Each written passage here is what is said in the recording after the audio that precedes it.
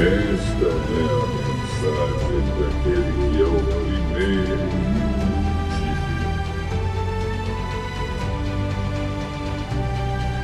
que morreu e tornou a viver.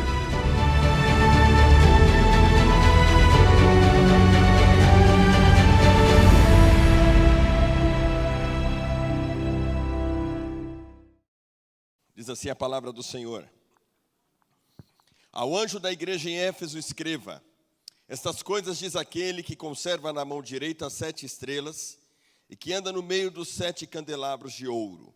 Conheço as obras que você realiza, tanto o seu esforço como a sua perseverança.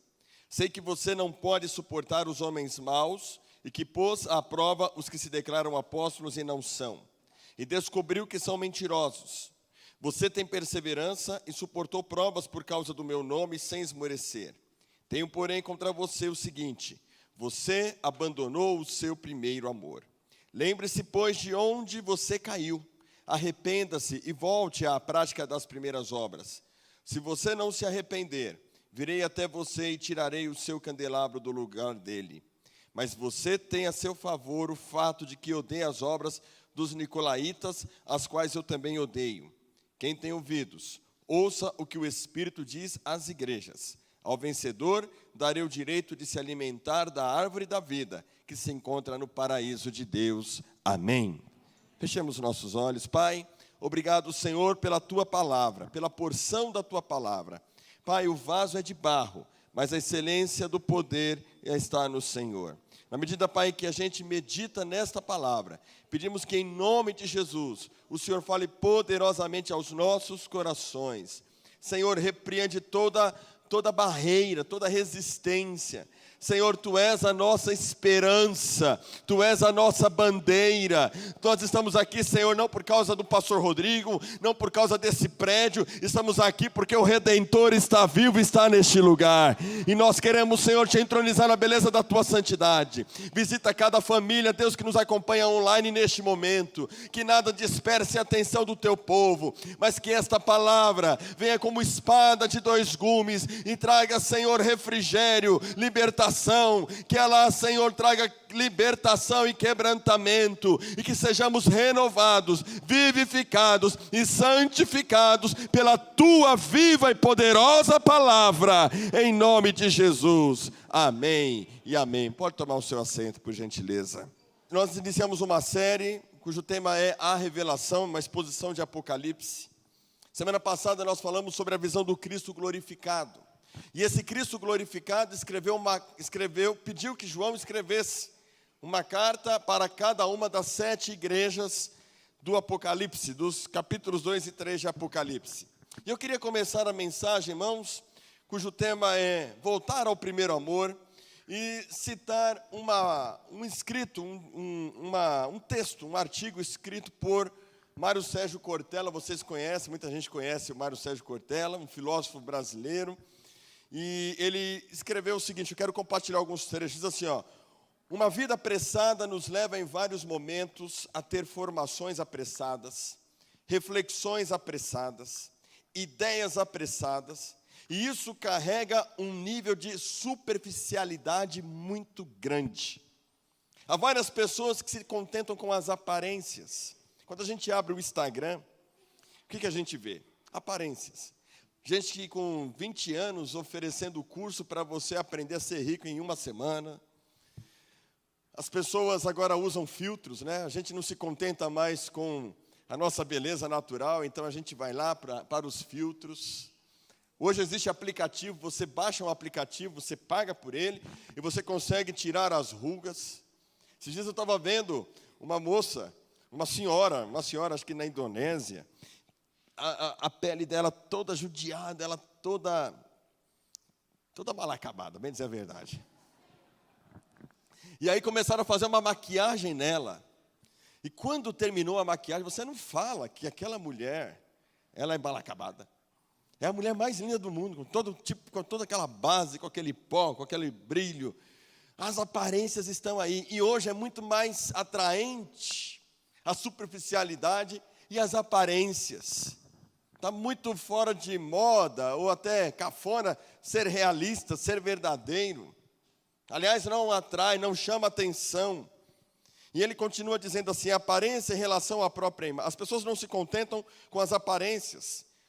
Aparência em relação à sua própria imagem, aparência em relação àquilo que ostentam, a ostentação da propriedade, ostentação da consumolatria, a gente vive a idolatria do consumo. Então, o que vale a pena, o que é bom? O bom é o que é caro. De fato, muita coisa boa é cara.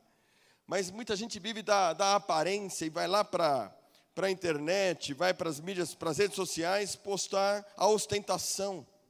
O desespero para ser proprietário de coisas, de exibi-las, de viver algo que aparenta, mas que de fato não se é. E ele cita também Santo Agostinho, que foi um pai da igreja, e Santo Agostinho vai dizer o seguinte, não sacia a fome quem lombe pão pintado. Você está com fome, imagina, você está com muita fome, e aí você fala, quero comer um hambúrguer. Aí você pega uma foto do McDonald's, do Big Mac, vai lá e lambe o lanche. Não sacia, não preenche. Ou faz igual aquele cachorrinho que eu vi esses dias também. O cara passa a coxa no nariz do cachorro, aí o cachorro está lá de olho fechado. Aí quando ele vai morder, aí o cara coloca um alface na boca dele e começa a comer o alface. Muita gente está assim, sente o cheiro de coisa boa, mas quando vai comer, se alimenta de coisas que não sustentam, de superficialidade. Para se matar a fome, não basta ter a figura de um pão, não basta ter a figura de um alimento qualquer, você precisa ir além. Ou seja, irmãos, não se vive de superficialidade. Não se vive de superficialidade. E a gente vive uma era de muita, mas de muita superficialidade. Porque, na verdade, a gente não consegue, a gente tem força emocional para lidar com a realidade. Aceitar a realidade que as pessoas não são perfeitas, a realidade de que o mundo não é perfeito, a realidade de que a sociedade está aí, cheia de problemas, e a gente está buscando fuga, a sociedade busca fuga. Podemos dizer que a superficialidade, ela é a maldição dos nossos tempos. E a vida religiosa foi, infelizmente, fisgada por esse espírito, por essa mentalidade de superficialidade. Ela entrou dentro da igreja, ela entrou dentro das religiões, e ela permeia tudo que nós vivemos, infelizmente. E não é de hoje, a gente olha para o tempo bíblico, a gente olha para Jesus, e a gente lembra dos fariseus. Os fariseus viviam uma superficialidade. Eles pregavam, mas não viviam o que pregavam. O problema, muitas vezes, não é que você muitas vezes não consegue viver o que você prega. O problema, muitas vezes, é você ser hipócrita, não viver o que você prega e ainda querer descer goela abaixo dos outros o que você não vive. E assim eram os fariseus, que não se espera, de fato, uma perfeição na força do nosso braço. A gente está em construção, a gente está num processo. Eu estou em construção. Eu estou nesse processo de santificação. Eu não sou perfeito. Se espera a perfeição de mim, você está perdido. E se você espera a perfeição de mais alguém, você está perdido. Então, essa superficialidade, irmãos, infelizmente ela entrou. E a verdade é que, desde aqueles tempos, há muito conhecimento, mas pouca prática. Muito conhecimento da Bíblia. Aliás, hoje o que mais tem é Bíblia, né? Tipos de Bíblia. Bíblia da vovó, Bíblia do vovô, Bíblia de estudo, Bíblia do pregador, Bíblia, enfim, Bíblia devocional. Hoje você consegue baixar um livro, que antigamente, para você adquirir numa biblioteca, comprar num lugar, um livro teológico, era um parto. Hoje você baixa aplicativos, e nesse aplicativo você compra quantidade de livros que você quiser, está acessível, o conhecimento está fácil, ele está acessível. Mas ao mesmo tempo que há muito conhecimento, há pouca prática. Há muita verdade, mas pouca vida. Há muito orgulho do passado, irmãos, mas pouca humildade no presente. E assim era a igreja de Éfeso. Essa igreja que nós queremos expor hoje. A igreja, a primeira das 7 igrejas que recebe uma carta de Jesus. Uma carta no qual ele vai dar um encorajamento, um reconhecimento das qualidades dessa igreja, vai chamar a atenção dela, mas ele vai também repreendê-la, reconhecendo as suas falhas, os seus erros, e também dando para eles uma palavra de alerta, um convite ao arrependimento, uma palavra de esperança. A igreja de Éfeso, ela é tida como a igreja que perdeu o seu primeiro amor, uma igreja que se tornou superficial. A igreja que perde o primeiro amor é essa igreja superficial. Essa igreja que vive de aparência, a igreja que não tem mais a mesma paixão, a igreja que não celebrava a vida de Deus, a igreja que foi desafiada a voltar ao primeiro amor. E sabe, queridos, Jesus, Ele não quer um relacionamento superficial comigo e com você. Jesus quer um relacionamento profundo, Ele quer que a gente mergulhe no rio do Espírito. Agora, como responder ao convite de Jesus? Como aprofundar? Jesus deseja que a gente saia da superficialidade. Jesus quer que a gente mergulhe no profundo. Jesus quer que a gente tenha uma profunda experiência com Ele. E ao lermos a respeito dessa carta, a gente vai ver aqui algumas lições. Uma coisa que é interessante você saber, quando Jesus fala com cada uma das 7 igrejas, Ele tem em conta o local onde a igreja está inserida. E dentro dessa localidade de Éfeso, existe uma importância muito grande a gente falar do contexto social. Porque aquela igreja recebe uma carta em um determinado período, num determinado momento da sua história. E se a gente não olhar o contexto social, o pano de fundo, a gente não vai entender a profundidade do que Jesus está querendo dizer para essa igreja. Então a gente vai também fazer uma análise do contexto histórico. E a primeira lição, para a gente voltar ao primeiro amor, irmãos, a gente deve declarar que Jesus é soberano em nossa vida. Volte ao primeiro amor, declarando que Jesus é o Senhor, Ele é soberano em sua vida. Ele diz aqui no versículo 1, ao anjo da igreja em Éfeso escreva, estas coisas diz aquele que conserva na mão direita as 7 estrelas. Quem são as 7 estrelas? As 7 estrelas são os pastores, os líderes dessas 7 igrejas.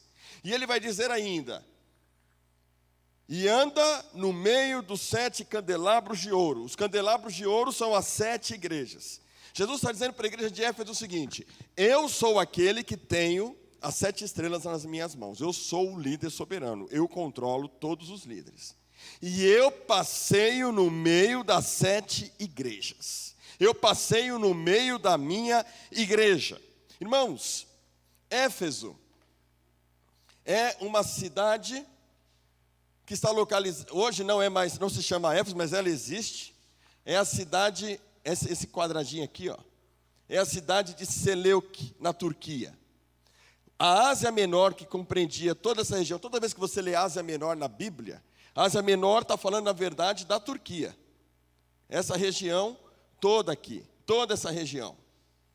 E as 7 igrejas estavam localizadas na Ásia Menor, ou na atual Turquia. Então você tem aqui Pérgamo, Tiatira, Sardes, Filadélfia, Laodiceia, Éfeso e Esmirna. E tanto Esmirna quanto Éfeso são regiões mais portuárias. Estão aqui próximas do Mar Egeu, coladas ao Mar Egeu. E a igreja de Éfeso está aqui nessa região do Mar Egeu, uma região litorânea, era conhecida como a metrópole da Ásia. Não sei se vocês sabem, mas a Turquia, ela é a porta de entrada para a Ásia. Ela faz divisão entre a Europa, a região aqui da Europa, né? E ela faz divisão aqui e a Ásia. Então, as pessoas que querem entrar, antigamente para entrar na Ásia, a Turquia era essa porta de acesso para quem vinha da Europa. Então, irmãos, a Ásia Menor era uma região muito rica, muito próspera. E a região de Éfeso, Éfeso era uma cidade muito pujante, muito vibrante. Naquela época ela contava com aproximadamente 250 mil habitantes, que para aquele contexto era uma cidade grande, populosa e com muito envolvimento cultural. Diversas culturas vinham nessa cidade.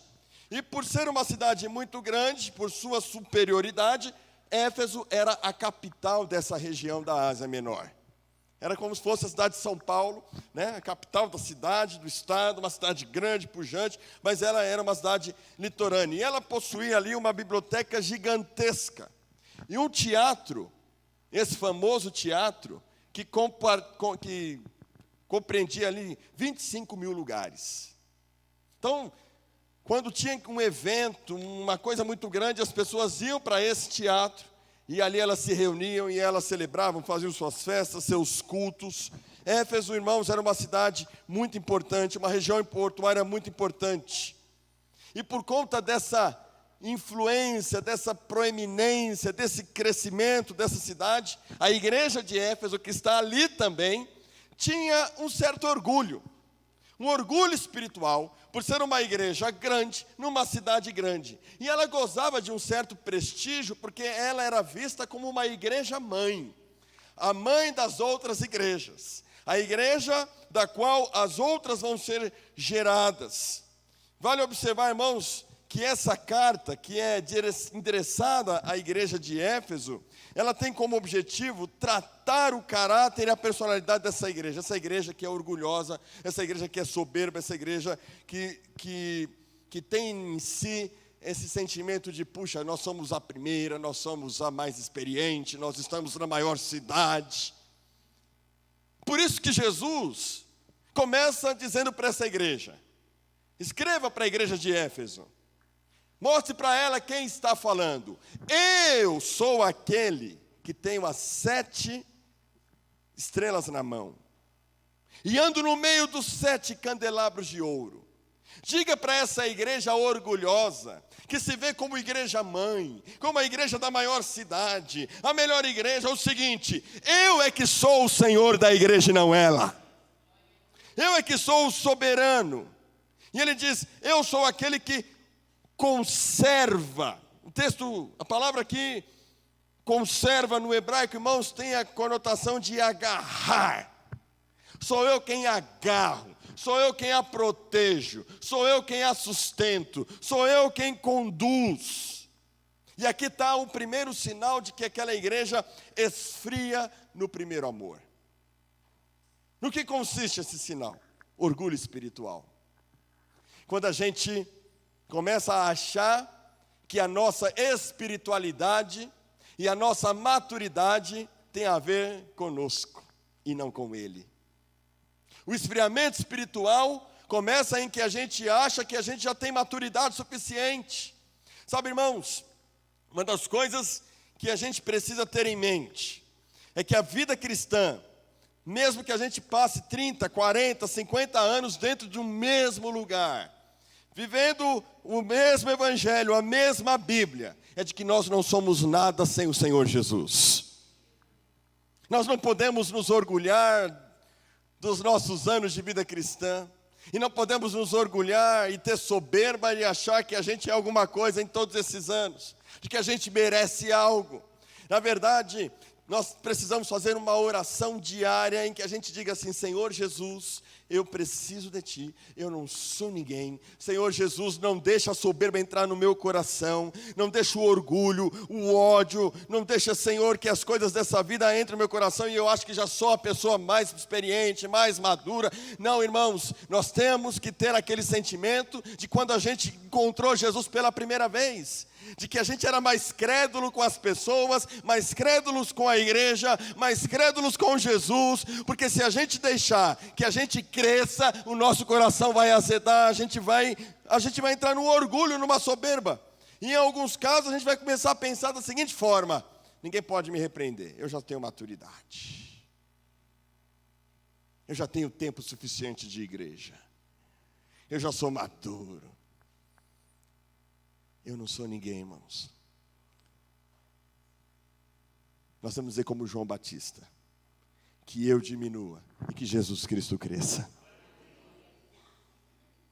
A igreja de Éfeso era uma igreja que caminhava para uma autossuficiência, que desembocava numa espécie de orgulho espiritual. Se sentiam donos daquele lugar, se sentiam donos daquele prédio, se sentiam donos daquelas outras igrejas. Perde-se a inocência, o senso de dependência do divino, o senso de dependência do sagrado. E a gente se esquece de que Jesus Cristo é soberano, e a gente vai crescendo nessa independência de Deus, e a gente começa a realizar a obra de Deus, sem antes perguntar o que Deus quer. A gente começa a tomar decisões na nossa vida, sem considerar o que Deus tem a nos dizer. Por isso a gente tem falado tanto nesses dias sobre a importância de ouvir a Deus. De você não dar um passo na sua vida sem perguntar para Deus o que Ele tem a dizer a respeito disso. A respeito do seu casamento, a respeito do seu ministério, a respeito dos seus dons, a respeito do seu chamado. Sabe, irmãos, há uma canção que a gente canta aqui, que diz assim, que eu quero conhecer Jesus e ser achado nele. A igreja de Éfeso foi a igreja que perdeu a compreensão de que Jesus é quem tem a palavra final. De que a gente não pode dar um passo se Ele não for conosco. Muitas vezes os nossos sofrimentos que vivemos são causados por nossa falta de dependência, por nossa falta de vida de oração, de falar assim, Jesus, não deixa eu tomar um passo sem que o Senhor fale comigo. Não deixa eu conduzir a minha vida, tomar uma decisão, sem que eu tenha o aval do Senhor. A igreja de Éfeso, irmãos, é essa igreja que não pergunta mais para Jesus o que Ele quer que faça. E o amor se esfria. Porque a gente se envaidece do nosso conhecimento. Já tenho conhecimento suficiente. Já posso tomar minhas decisões, já tenho a palavra, já sei tudo. Posso tomar os meus caminhos. E nesse sentido, essa dependência, esse amor vai se esfriando. E é como Deus fala para o povo que está no Egito. Não digas, pois, no teu coração a minha força e o poder do meu braço me adquiriram estas riquezas. Antes te lembrarás do Senhor teu Deus, porque é Ele quem te dá força para adquirires riquezas, para confirmar a sua aliança que sob juramento prometeu a teus pais, como hoje se vê. O problema da igreja de Éfeso é que agora que ela tinha conhecimento, e ela tinha experiência, tinha maturidade, ela achava que ela era a causadora de todo o bem em sua própria vida. E aqui está o primeiro passo para a gente esfriar espiritualmente. E aí é verdade, irmãos, uma verdade que a gente tem ouvido, a gente ouvia isso, e muitas vezes a gente não dava conta, mas quanto mais a igreja enriquece, e quanto mais conhecimento os membros adquirem, a tendência é de maior esfriamento. Por isso que Jesus amava os pobres. Por isso que Jesus, o primeiro texto do Sermão da Montanha é, a primeira bem-aventurança do Sermão da Montanha é: bem-aventurados os pobres de espírito, porque deles é o reino de Deus. A igreja europeia é uma igreja de pessoas pobres. O protestantismo chega. Com o protestantismo vem a proeminência financeira, o crescimento, a influência. E a igreja europeia cresce, o conhecimento ganha espaço. E hoje a igreja europeia é apenas um vulto, uma história. A gente olha para os Estados Unidos, templos luxuosos, igrejas grandes, muito conhecimento, muita proeminência, mas frieza espiritual. E uma coisa que a gente não pode perder de vista, vocês que são jovens, vocês que estão estudando, você que já estudou, você que tem formação, você pode crescer, e eu quero crescer, e eu quero que você cresça, mas não se esqueça de dizer que tudo que você tem vem do Senhor, e é o Senhor que é soberano na sua vida. Porque a tendência é o esfriamento espiritual.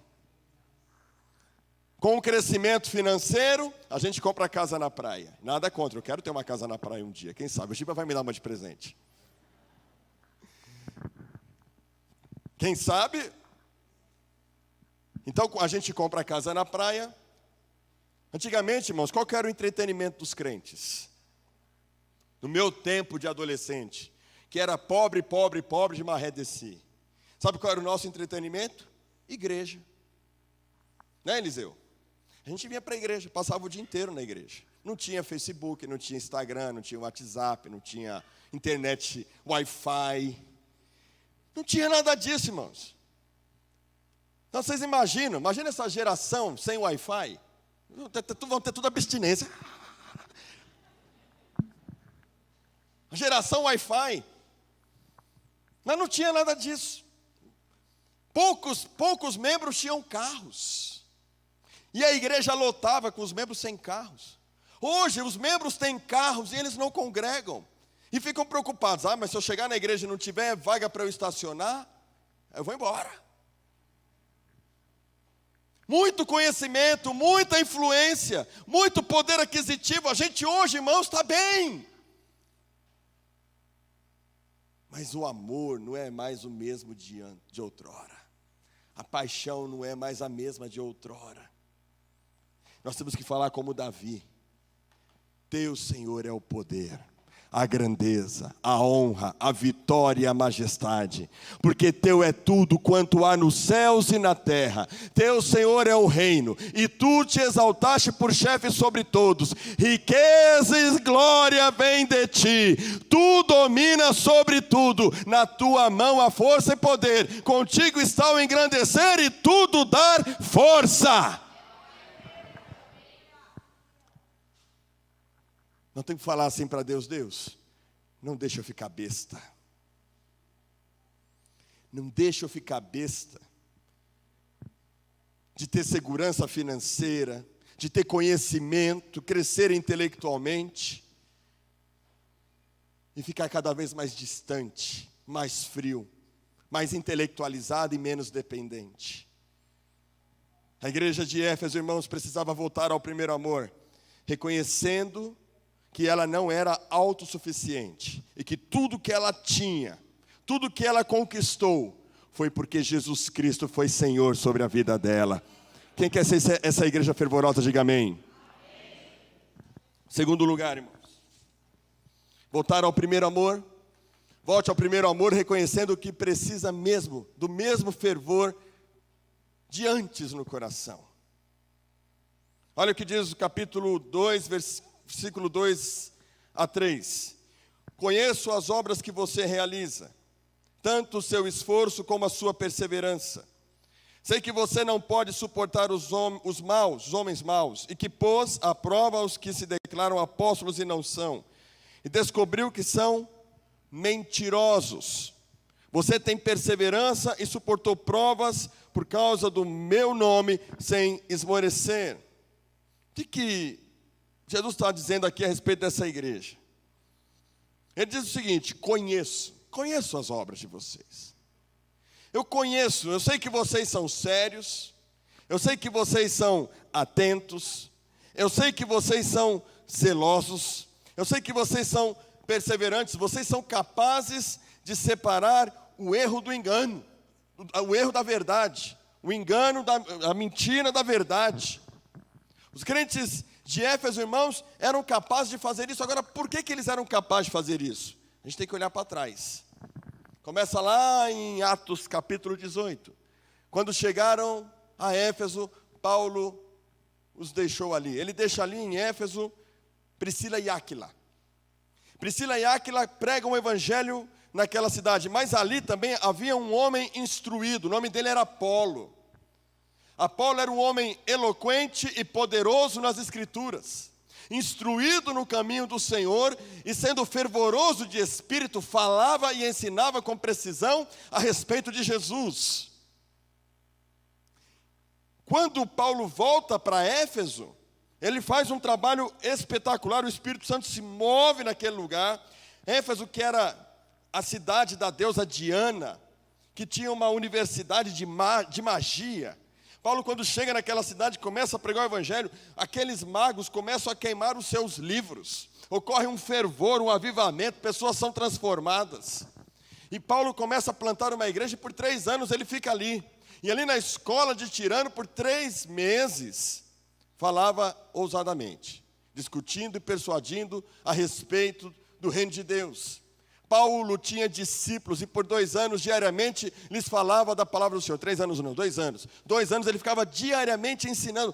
O que esses textos mostram para nós? A cidade de Éfeso, a igreja de Éfeso, ela recebeu muito conhecimento bíblico, recebeu muita revelação de Deus, recebeu as verdades. Eles tinham Priscila e Áquila, eles tiveram Apolo e agora eles tinham Paulo, que lhes ensinava diariamente as verdades de Deus. Paulo os ensinava, irmãos, com muita graça. Deus, pelas mãos de Paulo, fazia milagres extraordinários. Veio grande temor sobre todos eles, e o nome do Senhor Jesus era engrandecido. Muitos dos que creram vieram confessando e denunciando publicamente as suas próprias obras. Entre vocês, mas aí olha o que é interessante. Paulo, 2 anos a fio, ensina a verdade, doutrina essa igreja. Eles têm Apolo ensinando a verdade, um homem eloquente e sábio. E quando Paulo vai se despedir dos presbíteros em Mileto, Paulo vai deixar um alerta.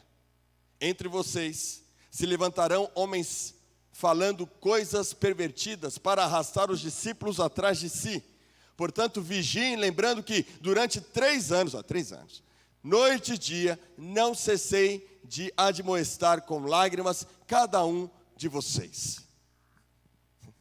Veja como é o trabalho de Paulo. E Paulo não apenas ensina, mas agora dá uma vacina.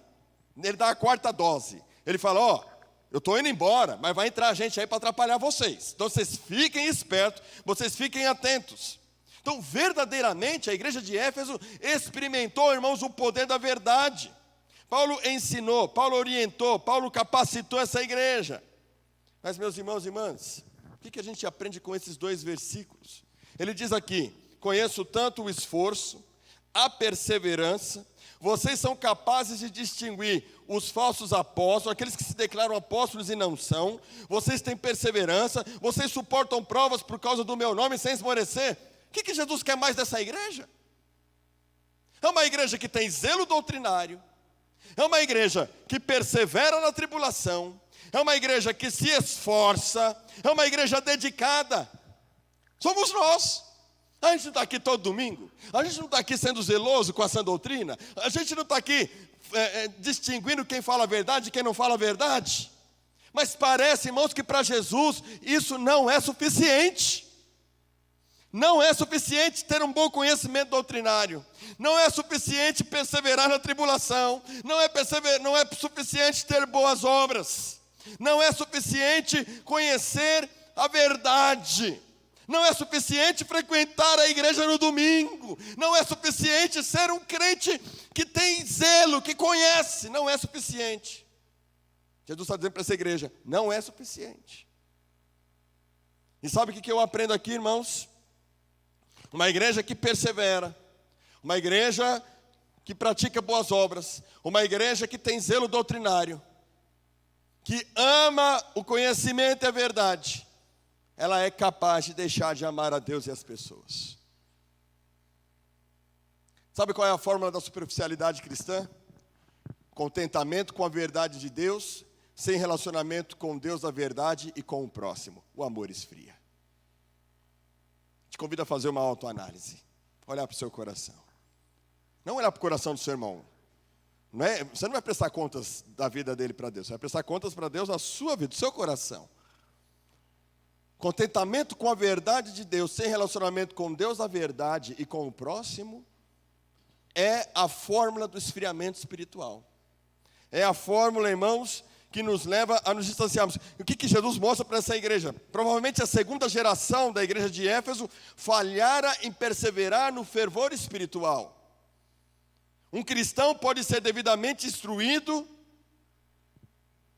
estar devidamente em Jesus, ter perseverança e mesmo assim não ter o mesmo fervor de antes. Uma igreja um cristão, ele pode ser devidamente instruído em Jesus, Jesus conhecer as suas obras, ele ter boas obras e mesmo assim não ter o mesmo fervor de antes. Um cristão devidamente instruído em Jesus, ele pode ter zelo doutrinário, zelo teológico, ele pode ser um cara que trabalha muito na igreja, mas mesmo assim não ter o fervor espiritual. Fica claro, irmãos, que os efésios amavam mais a verdade do que o Deus a verdade, e não amavam mais uns aos outros como outrora. E aí está o problema, irmãos. A grande queixa de Jesus com a igreja de Éfeso é que ela havia acumulado muito conhecimento correto, muito boa doutrina, mas eles estavam vazios, a carcaça estava vazia. Você sabe que, voltando aqui um pouco, nesse lugar, nesse espaço, nesse teatro que cabia 25 mil pessoas, Jesus, ele olha para a igreja e para a cidade de Éfeso e ele tem isso aqui em mente. O que você tem aqui? Você tem aqui 25 mil pessoas dizendo, Diana é Deus. Eles adoravam a deusa Diana com um grande eco, mas era um eco vazio. Muitos estão assim, irmãos, esbravejam a verdade, a grande verdade do Senhor, que Jesus Cristo é o Senhor, mas não conseguem se relacionar com os irmãos, porque esfriou no amor. E você sabe qual é uma das marcas do fim dos tempos? O que Jesus falou? O amor de muitos esfriará. Jesus está falando para a igreja de Éfeso. Irmãos, isso me intriga. Não basta ter conhecimento doutrinário, não basta trabalhar bem na igreja, não basta ter perseverança, não basta saber quem são os falsos apóstolos, se não tiver amor. E esse amor é um confronto para nós. Jesus nos convida a voltar ao primeiro amor e sair da superficialidade dos relacionamentos. Dos relacionamentos com Deus e com o próximo. Sabe como é que a gente vai esfriando no amor, nos relacionamentos? Vou te dar um exemplo no casamento. Sabe uma coisa que acaba com o casamento? Você fala para a sua mulher fala assim, ó, tem que arrumar a torneira. Aí você fala para ela, amanhã eu arrumo. No outro dia, né, você fala assim, amor, ela fala assim, amor, vamos tal lugar, vamos sair, hoje eu quero sair com você. Aí ele fala, amor, amanhã a gente sai. Amanhã. Amor, vamos fazer. Amanhã. Chega uma hora que ela vai perdendo a alegria. E ela fala, eu vou chamar esse homem para fazer o quê? Tudo que ele fala é amanhã? É amanhã, amanhã. Amanhã a gente ora. Não, pastor, pode deixar que amanhã eu começo a ler a Bíblia. Amanhã eu começo a jejuar. Amanhã eu começo a orar. Amanhã eu começo a minha consagração. É igual dieta, né? Amanhã eu deixo tomar coca. Amanhã eu não vou comer mais esse bolo. Não, pode deixar. Não, ó, hoje eu determino que amanhã eu não vou mais fazer isso. Uma pessoa falou para mim assim, né? Não vou falar o nome da pessoa. Nossa, toda vez que eu faço propósito de não tomar mais coca, parece um aniversário.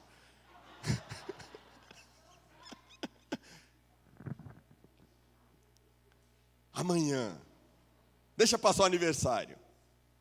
Deixa passar. O pastor chamou a gente para orar. No domingo passado, os irmãos, vamos orar. Aí chega domingo. Não, no outro domingo eu vou. Não, na outra sexta eu vou. E a gente vai, irmãos, perdendo aquela paixão, perdendo aquele favor, a gente vai se familiarizando. Quando a gente permite que o precioso se torne comum, cotidiano, é aí que o amor se esfriou. Se o precioso, o espiritual, o principal, o essencial, caiu na rotina, acenda a luz vermelha. Você está na UTI, você precisa voltar para o primeiro amor. Amém, irmãos? Em terceiro lugar, volte ao primeiro amor respondendo ao apelo de Jesus para celebrar a vida de Deus. Olha o que diz o versículo 4 e 5. Tenho, porém, contra você o seguinte: você abandonou o seu primeiro amor. Lembre-se, pois, de onde você caiu. Arrependa-se e volte à prática das primeiras obras. Se você não se arrepender, virei até você e tirarei o seu candelabro do lugar dele. Uma igreja que tinha zelo doutrinário. Uma igreja que os irmãos trabalhavam muito. Uma igreja que os crentes se esforçavam para fazer o certo, o bem, as boas obras. Jesus diz, olha, não é suficiente. eu vou remover o candeeiro. Sabe o que significa remover o candeeiro? Jesus está dizendo o seguinte: a luz de vocês não brilha mais. Para que eu quero um candeeiro aqui em Éfeso, se esse candeeiro não tem mais o azeite que queima? Não preciso de uma igreja que não tenha fervor espiritual. Não preciso de uma igreja que não tenha mais o primeiro amor. Jesus, irmãos, ele é muito enfático com essa igreja. Eles não estavam mais agindo por amor. Eles poderiam gritar uma causa, poderiam fazer um culto bonito, poderiam fazer tudo isso, mas era vazio por dentro. Vazio. Crer correto, ter uma boa teologia, ter conhecimento, mas que não gera uma atitude para com Deus e com o próximo, é falsa religião. É falsa espiritualidade. Se não tiver amor, não adianta nada, diz 1 Coríntios 13. Ainda que eu fale a língua dos anjos e dos homens, se não tiver amor, serei como um símbolo que retine. Mas há uma solução. Qual é a solução? Jesus fala para eles aqui, ó, no versículo 5. Lembre-se. Em algumas versões vai dizer, lembra-te. Lembra-te. Lembra quando você entregou sua vida para Jesus? Você lembra quando você disse sim? Você lembra? Quantos lembram quando você disse sim para Jesus? Você lembra quando você foi cheio do Espírito Santo? A gente chama de batismo com fogo. Lembra quando você foi tomado pelo Espírito e recebeu? Quem lembra desse período, desse tempo? Você lembra daquele tempo que você queria evangelizar, falar de Jesus para todo mundo? Você lembra quando você queria estar nas vigílias? Você lembra como que era quando você tinha sede de Deus, de vigília? Você lembra quando você teve experiências com Deus tremendas, que você ficou em êxtase, que você caiu no chão, que você chorou, que você foi visitado e aquela paz te inundou? Você lembra? Ele está dizendo, lembra-te. Lembra-te. Mas lembrar não é suficiente. Precisa se arrepender. O que é arrependimento, irmãos? Eu queria poder colocar em palavras o que eu estou sentindo e as palavras me faltam às vezes. O que eu vou dizer para os irmãos é o seguinte: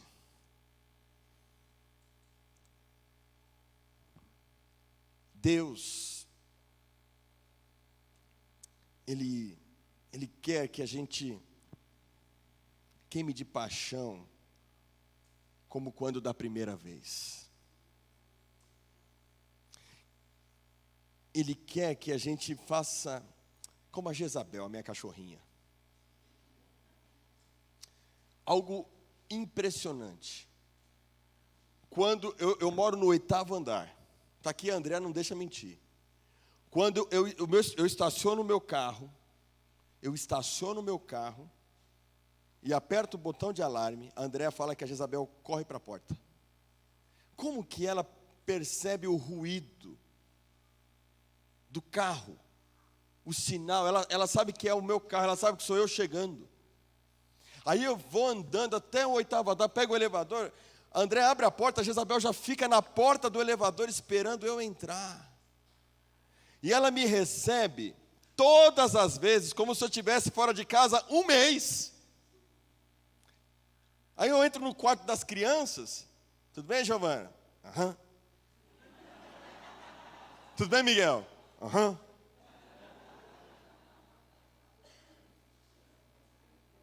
Aí eu falo, Jezabel, só você, Jezabel.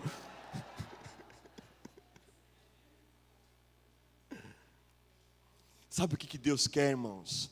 É que quando chegue no domingo, a gente acorde às 7 da manhã, às 8 da manhã, e a gente tem aquela expectativa de que o meu Jesus vai chegar. Não só no domingo, na segunda-feira de manhã, você abrir a sua Bíblia, e você fala assim, Jesus, quero ter um encontro contigo hoje. Eu não estou falando de emocionalismo, mas eu quero dizer para você o seguinte, que servir a Deus é ser integral, é com razão, é com emoção, é com sentimentos. Mas o que faz essa igreja se esfriar, irmãos? uma coisa muito interessante. Aqui está Porto de Éfeso. Isso aqui é Éfeso hoje, né? Linda. Eu ainda vou conhecer Éfeso. O Giba vai pagar para mim. E eu vou lá. Éfeso, ela tinha um problema que impedia ela que poderia impedi-la de crescer mais. Como ela queria manter essa proeminência, esse porto sofria de uma coisa chamada assoreamento, que é quando ocorre acúmulo de areia, de detritos. Então, eles tinham que fazer a limpeza dos portos, tirar terra e tirar lixo, porque senão os barcos, as embarcações chegariam ali e não conseguiriam se estabelecer. Esse era um problema sério para a cidade de Éfeso. Era uma cidade portuária que lutava com esse assoreamento, que é um processo de acúmulo de detritos, areias, entulhos e outros materiais, que impede do volume da água ser cada vez maior para que os barcos possam chegar tranquilos sem encalhar ali. Então é necessário fazer uma limpeza. De tempos em tempos, para que Éfeso não sofresse com esse assoreamento, era necessário sempre fazer uma limpeza. Sabe o que Jesus quer que essa igreja faça, irmãos? Ela quer que faça como os portos. Tira o lixo, tira o excesso de terra, tira tudo isso. Vamos fazer a limpeza. O porto da alma está assoreado. O que te impede de voltar ao primeiro amor? O que te impede de voltar a ter paixão? No curso da vida, irmãos, a tendência é a nossa vida sofrer um assoreamento espiritual. Mas eu tenho uma boa notícia para você nessa manhã. Jesus é o rio de vida. Mas você precisa fazer a limpeza. A gente pode enfraquecer. A gente pode desanimar na fé. A gente pode, às vezes, um acúmulo, vem um detrito aqui, uma mágoa, uma decepção. Sabe, irmãos, o tempo todo o diabo concorre para querer azedar meu coração. Com palavras, com mentiras, com fofocas, com enganos. O tempo todo meu coração está sendo disputado por Satanás. Com uma palavra de alguém. Alguém falou isso de você. Alguém, não sei o quê. Eu fico pensando, puxa vida, a pessoa nem me conhece. Gente que eu amo, de repente se distancia. É um assoreamento. Você acha que isso não fere o pastor? Quer me ferir. Às vezes é alguém que sai da igreja.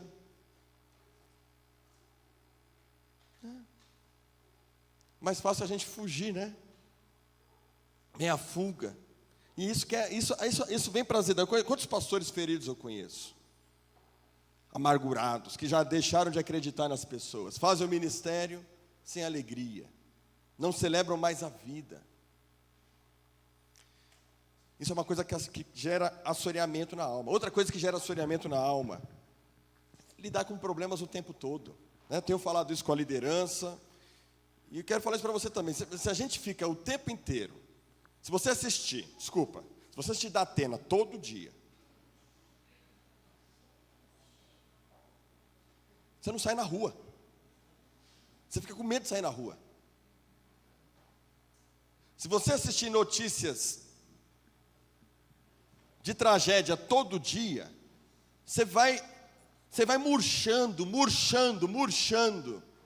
Você perde a alegria. Se você lida com problemas das pessoas o tempo inteiro, eu lido com problema o tempo inteiro. Se eu ficar só lidando com o problema o tempo inteiro, eu deixo de celebrar a vida. Assoreamento. A gente vai perdendo a paixão. Vai se esfriando o amor. As lutas.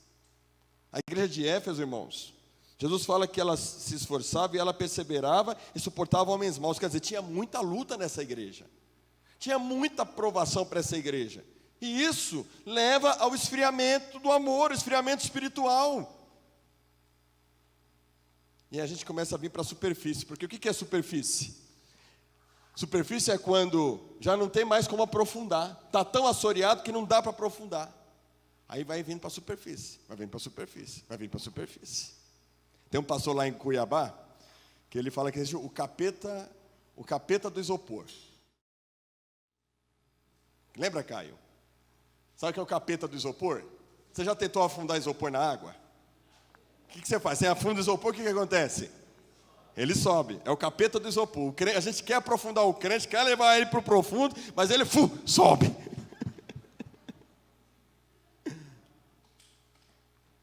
3 conselhos para abençoar a sua vida.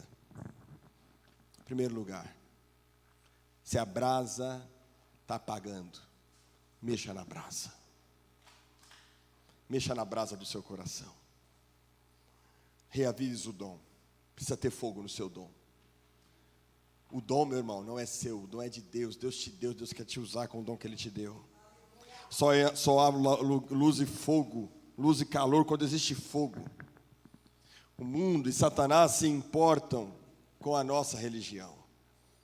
Mas nada é mais poderoso do que uma igreja e um crente cheio do Espírito Santo. Alimente o fogo, tem que alimentar o fogo. Anda com gente apaixonada.